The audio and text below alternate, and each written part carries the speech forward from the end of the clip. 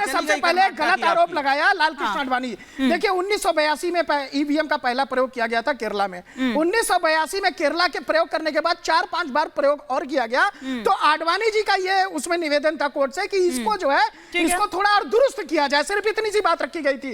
लेकिन एक ईवीएम मिलाप मंडली है, ये ईवीएम मिलाप मंडली जो है वो सिर्फ यहाँ पर रोती है जब इनके पक्ष में वोट नहीं आता। ये तब नहीं रोती जब ये हिमाचल में जीतते हैं, जब कर्नाटक जीतते हैं, जब तेलंगाना जीतते हैं, जब राहुल गांधी वायनाड में जीतते हैं, तब ये ईवीएम विलाप मंडली जो है वहां पर नहीं। अब तो बंद हो जाएगा ना ये विलाप, अब तो ये विलाप बंद हो जाना चाहिए, बंद होना चाहिए। ये बात चुनाव आयोग ने भी कही है। मैं आ रही हूँ इसी सवाल के साथ, एक बड़ी खबर इस वक्त आ रही है संभल से बड़ी खबर आ रही है, जहां पर मुख्यमंत्री योगी आदित्यनाथ ने कांग्रेस पर एक बड़ा हमला बोला है। सुन लीजिए सर, आपको जवाब देना होगा। कांग्रेस पर बड़ा हमला बोला है, कांग्रेस वाले गाय को कसाईयों के हाथ दे देंगे, ये योगी आदित्यनाथ ने संभल में कहा है। ये गौकशी की छूट देने की बात कर रखे हैं।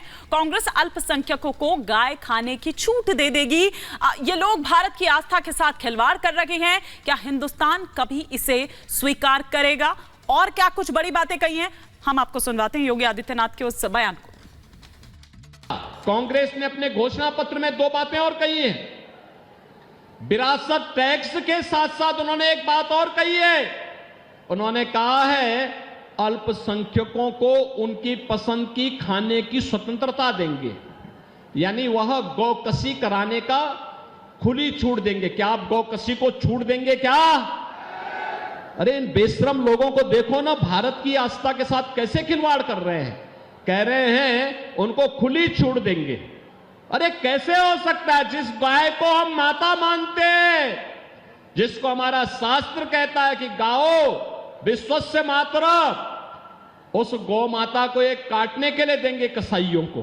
क्या हिंदुस्तान इसको स्वीकार कर पाएगा क्या? चंद्रमोहन जी, आपसे मैं चाह रही थी, लेकिन राहुल जी कह रहे हैं कि पहले मैं देता हूं। अच्छा, बात हो गई आपके कि कौन पहले देना? चलिए ठीक है, तो पहले आप दे दीजिए। देखिए, मैं बड़े वाजिब प्रश्न आ गया तो मैं भी खड़ा करता हूँ। कैसी चली हवा, अब इस शहर में बंदे भी अपने आप को खुदा समझने बैठे हैं। राहुल गांधी के लिए बोले, कोई बात नहीं, सुन लीजिए, इंटरप्ट मत करिएगा, बड़े आराम से दे रहे हैं। पहले हम गौ पे चलते हैं। योगी जी इससे क्या मतलब, ये रेलेवेंस था क्या? मैं दूंगा, रेलेवेंस दूंगा अभी। अच्छा, 2 फैक्टर हैं यहाँ पर देश के अंदर, एक एम एक वाई। एम मोदी और वाई योगी। देश के अंदर जो फैक्टर है वो मैम अभी तक तो ये बीजेपी बोलती थी, आप भी मान गए। और वाई से युवा। योगी जी के टाइम के अंदर देश के अंदर इंपोर्ट के अंदर जो गाय काऊ बीट के अंदर सबसे ज्यादा रहा, और धंधा लो चंदा दो के अंदर उसी कंपनी ने पैसा दिया, उसके ऊपर योगी जी की जबान नहीं फिसली, बिल्कुल नहीं बोले। और एम फैक्टर पे मोदी जी ने जिन बात को वाई फैक्टर साबित करा था उस पे नहीं आए। अब बंदा खुदा कैसे बन गया मैं बता देता हूं कि बंदा खुदा इस तरह से बन गया, जिस बंदे ने देश की मुद्दों को उठाया था, देश की बेरोजगारी को, देश के रोजगार को, देश की महंगाई को, उसके ऊपर तो खत्म ही होगा प्रश्न उसका। वो जब इलेक्शन में आते हैं तो उनको सिर्फ कांग्रेस नजर आती है, और कब से कहते हैं अरे कांग्रेस मुक्त भारत, और 24 तक आने के बाद एमवाई सर्टिफिकेट तो करा लीजिए, बगल में बैठे हैं भाई साहब, बैठे हैं अभी तो आखिर में एक चीज हो रहा है, एमवाई इनसे सर्टिफिकेट करा लीजिए। इसमें मेरी बात का जवाब नहीं है। समाजवादी पार्टी का एमवाई ले लो ले रहे हैं, बड़ा अलग जा रहा है भाई साहब। मैंने बोलूंगा तो फिर आप बोल नहीं, मैं पूछ रहा हूँ कि एमवाई इनका भी वही है। बोलने दीजिए, इंटरप्ट मत करिए। बोलिए, मेरी बात का जवाब नहीं आया चंद्रमोहन जी। हम आप पूछिए, मैं दे रहा हूँ जवाब, पूछिए। मैं यही कह रही हूँ ना कि ये जो रिएक्शन दिया, जो बात उन्होंने कही है उस पर आप रिएक्शन दीजिए, मैं ये कह रही हूँ। मैंने रिएक्शन दिया तो है आपसे कि वो राहुल जी, योगी जी बोल रहे हैं यूपी के अंदर, जिनके टाइम के अंदर गाय और वीट के अंदर सबसे ज्यादा धंधा इन्होंने करा है। अच्छा, सबसे ज्यादा धंधा देके चंदा इन्होंने लिया है। अच्छा, जिस गौ माता को राष्ट्रीय, ठीक है, मैं आऊंगी चारू जी का भी रुख करूंगी, सौरभ जी का भी, लेकिन एक बार राहुल जी का भी पॉइंट आ जाए इस पर। राहुल जी के टाइम पर याद आता है। ठीक है राहुल जी, ऐसा क्यों हो रहा है कि मोदी जी को तो मंगलसूत्र की और मुसलमानों की पड़ी है, और योगी जी ने ये अपनी उपलब्धि गिनवाता, मैंने यूपी में इतने 8 साल किया क्या है। ये गाय पा गए। ये वही योगी और मोदी जी जिन्होंने सेल्टर हाउस इलेक्टोरल बॉन्ड के रूप में 200 करोड़ रुपए सेल्टर हाउस से लिए हैं इन्होंने। जब इनका हिंदुत्व कहां चला जाता है इनका। अब ये गाय पे आ गए तो आप समझ सकते हैं बौखलाहट है इनके, कोई इनके चक्कर में ना रहा, अब इनके चक्कर में अब कोई ना रहा। अभी सरकार इनसे जा रही है, जब आए हिंदू मुसलमान गाय पे। अरे कुछ यूपी में करो तो वहां बता दो ना। यूपी का विकास हुआ वो तो गिनवा रहे, वो नहीं देखते ना। क्या यूपी का लगातार क्या विकास हुआ? क्या विकास हुआ बताओ, जो है क्या विकास हुआ बताओ, बताओ दूसरे नंबर की अर्थव्यवस्था में दूसरे नंबर पर प्रदेश उत्तर प्रदेश। आप पढ़ के आते हैं। 1100 रुपए का सिलेंडर भी तो है। राजस्थान में 500 रुपए का क्यों है? राजस्थान क्यों है 500 का? 500 का क्यों है? वहां भी तो बीजेपी की सरकार आपको है। सिलेंडर आज याद आ रहा है? पर ये बात सही है। सिलेंडर नहीं ये था। पॉइंट है। 400 रुपए में लेकिन ये पॉइंट है, ये पॉइंट है। सिलेंडर की बात करके उन्होंने उज्ज्वला योजना को तो स्वीकार किया। क्या ये तो प्रधानमंत्री नरेंद्र 450 रुपए में प्रधानमंत्री दुनिया भर का झूठ बोलते थे। आपने अपने सत्ता में एक दिन पहले सिलेंडर जाता झोंक दिया। सुन लो मेरी बात, अरे भैया सुन लो मेरी बात, सुन लो मेरी बात। एक दिन उज्ज्वला योजना में एक दिन पहले उस गरीब महिला का सिलेंडर जाता, फिर मोदी जी पूछते हैं सिलेंडर कब आया? सिलेंडर कल 13 करोड़ का आंकड़ा नहीं पता। 13 करोड़ का 13 करोड़ लोगों का सिलेंडर का आंकड़ा आपको नहीं 16 लाख पता है। करोड़ रुपए किसके थे?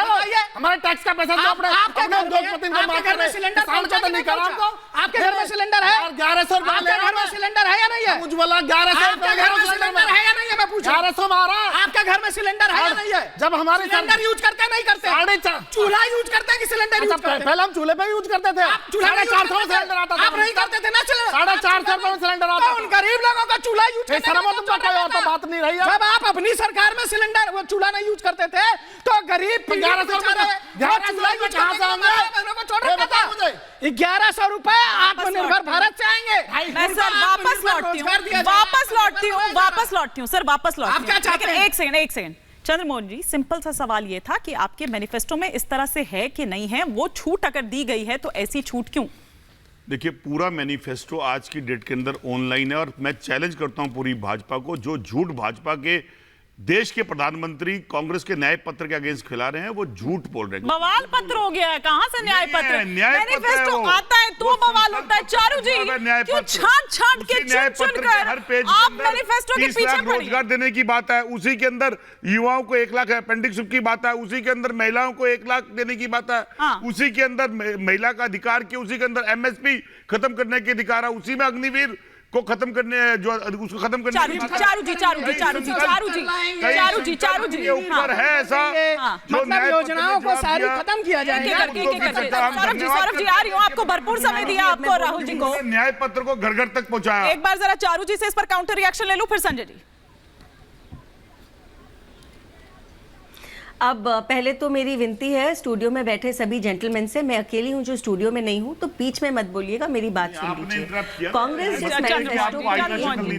मैनिफेस्टो के बारे में मैंने जब भी जितने भी सवाल उठाए, अभी मैंने क्या बोला चंद्रमोहन जी, आपको सिंपल बात नहीं समझ में आती? जो टीवी पे शिष्टाचार नहीं रख सकता वो जीवन में क्या रखेगा? देश ठीक है प्लीज मैं आप दो सवाल आपसे पूछूंगी और उसके बाद अपने मैनिफेस्टो के मैं आपको जवाब दूंगी। जब आप ये पूछते हो इस देश में हमने क्या किया, तो हम तो अपना रिपोर्ट कार्ड हाथ में लेके घूमते हैं, चाहे वो घर देने की बात हो, सिलेंडर देने की बात हो, नल से जल देने की बात हो। नल से जल देने की बात आपके नेता राजीव गांधी ने करी थी मेरे पैदा होने से पहले, पता है तब करी थी राजीव गांधी ने। आज वो वादे पूरे करने के लिए नरेंद्र मोदी जी की जरूरत पड़ी। बट खैर आपके मैनिफेस्टो पर आते हैं, क्योंकि हमारा मैनिफेस्टो आपके मैनिफेस्टो की सिर्फ 2 बातें आपसे पूछना चाहते हैं। आप ये कहते हैं कि आप तुष्टिकरण की राजनीति, फिर वो भी आपके बीच में पर्सनल लॉज को सशक्त करेंगे। कौन सा पर्सनल लॉ है चंद्रमोहन जी? देखिए सुनिए, ना उन्हें आपकी बात समझ आएगी, ना आपको बताइए कौन सा पर्सनल लॉ है जिसको आप सशक्त करने वाले हैं?